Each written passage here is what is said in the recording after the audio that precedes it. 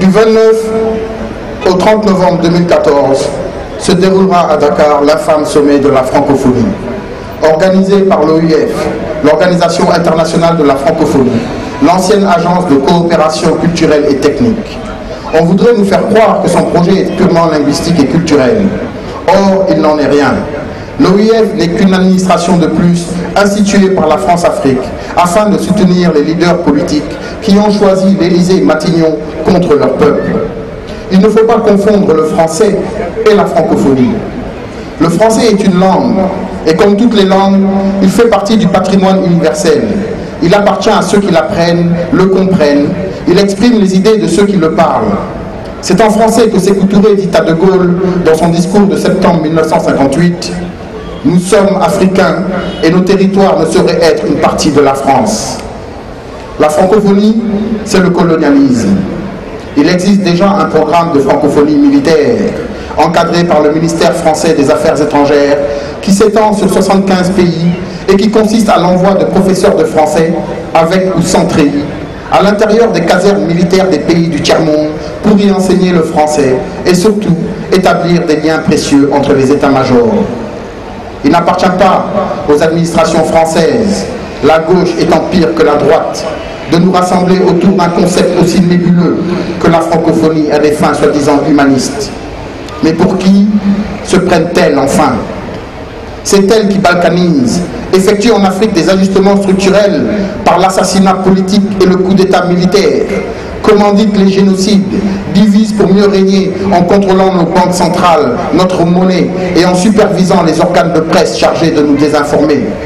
Elles ont dissous les anciennes fédérations d'AOF et d'AEF, créé des micro-États, soutenu les dictatures qui leur étaient favorables, fait de l'Afrique francophone une chasse gardée exclusivement réservée à leurs grandes entreprises. Elles nous ont réduits, avec la complicité de notre élite politique, à l'état de mendicité absolue. Et à l'heure où elles sont engagées dans la construction de l'Europe, elles voudraient que nous nous contentions d'être des francophones.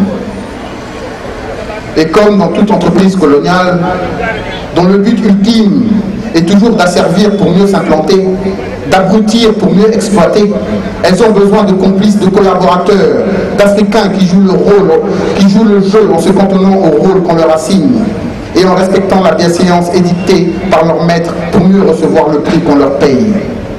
Tout dans cette francophonie relève de la mise en scène et du faux semblant. Et le relativisme moral, comme toujours, y côtoie l'imbécilité.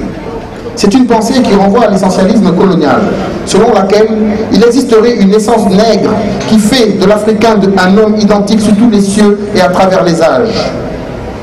On nous dit que le thème de ce 15e sommet sera centré autour des femmes et des jeunes en francophonie. Car, selon les organisateurs, les Pounous et les Fans du Gabon, les Bassa, les Douala, les Bamileke et les Bamoun du Cameroun, les Kono, les Soussou, les Peuls de la Guinée, les Sérères, les Djola et les Wolofs du Sénégal, comme la Tunisienne ou le Baoulé de Côte d'Ivoire, qu'ils soient animistes, chrétiens ou musulmans, quelle que soit leur appartenance sociale, dans des pays où l'ampleur de l'illettrisme est symptomatique d'une déliquescence générale, ont pour dénominateur commun le français. Et ce n'est pas du français de Danton et de Saint-Just qu'il s'agit, mais bien celui de Focard, de Mesmer, de Bouygues, de Bolloré, de Bobdenard, c'est-à-dire celui du chasseur d'hommes avec son filet, sa muselière, ses tirailleurs et son chien. Mais si la pensée nous semble incohérente, la démarche est insidieuse. C'est l'OIF, flanqué de son secrétaire général, qui n'est autre qu'un ancien président de la République du Sénégal, qui reconnaissait la réélection du Tabia au Cameroun en octobre 2011. C'est elle qui valide les dictatures héréditaires du Gabon des Bongo, du Togo des Eyadema. Elle tient ses conférences à Brazzaville chez Sassou Nguesso ou à Ouagadougou chez l'assassin de Sankara. C'est vous dire l'intérêt qu'elle porte à la démocratie. Elle est responsable, soi-disant, de la prévention des conflits. C'est-à-dire que de projets linguistiques et culturels, elle devient une organisation politique. Elle est désormais, selon la déclaration de Saint-Boniface adoptée par l'OIF en mai 2006, chargée par la France de, je cite, jouer pleinement son rôle spécifique dans l'observation, l'alerte précoce, la diplomatie préventive, la gestion des crises, l'accompagnement des transitions. et la consolidation de la paix, et ce dans le cadre d'une coopération systématique et rationalisée avec les organisations internationales et régionales. Fin de citation. Comme le disait si bien le roi Christophe dans la tragédie d'Aimé Césaire, le crime de nos persécuteurs nous cerne les talons et mon peuple danse. Arrêtez de danser et de rire du mal que l'on vous fait. Réveillez-vous au grand jour de cette terre qui est vôtre. Que les larbins de l'Élysée s'inclinent et que les peuples se lèvent. Car nous ne sommes pas les nègres de la France, des lobbies et de la haute finance. Il faut oser organiser un sommet de la francophonie dans des pays minés par une pauvreté endémique, par la famine, l'enrichissement illicite, l'absence d'infrastructures hospitalières où la démocratie est une farce et les jeunes sont sans avenir. La francophonie gangrène tous les aspects de la vie sociale.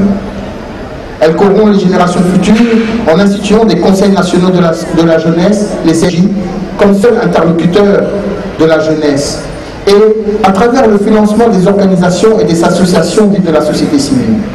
L'idée sous-jacente est que chaque contestataire, supposé ou réel, soit pourvu d'un poste, d'un titre, d'un financement, d'une bourse, d'un visa qui lui fasse passer l'envie de protester et qu'il se résigne à sacrifier le destin de son peuple en échange de la pitance qu'on lui offre. Nous venons de vous exposer la supercherie francophone en français.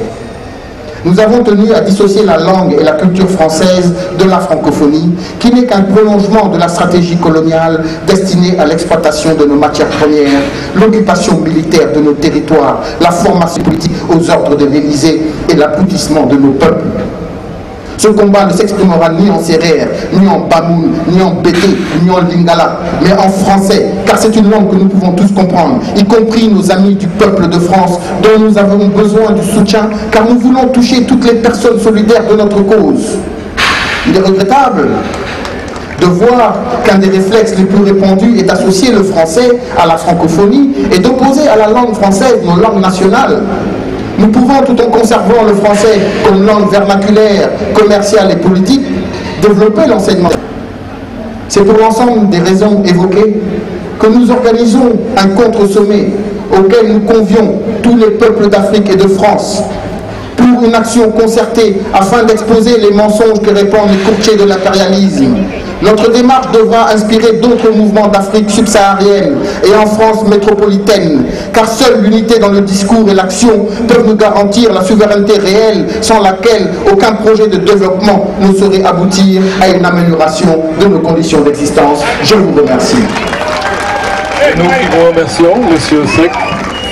C'est nous qui vous remercions.